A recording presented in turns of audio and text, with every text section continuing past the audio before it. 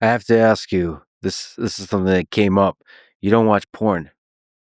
I don't think I've heard you talk about this before. What's the philosophy behind not watching porn?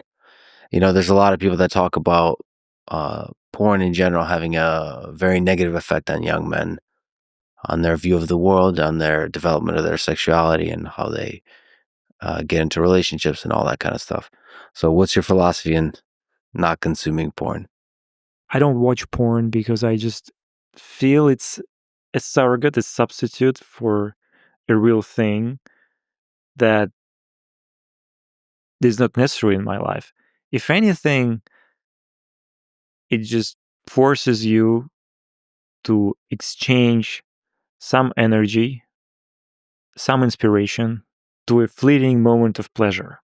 Doesn't make sense. And in any case, as I said, it's not the real thing. So as long as you can access the real thing, you don't need to watch porn.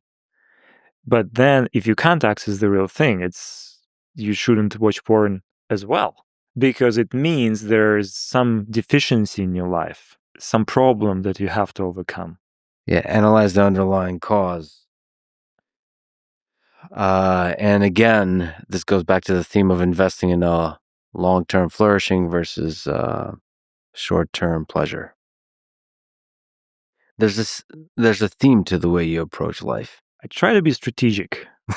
I try to act Yeah. under assumption that I'm not going to die in 1 hour from now, and I'm going to stick around for a bit, despite the fact that we are all mortal.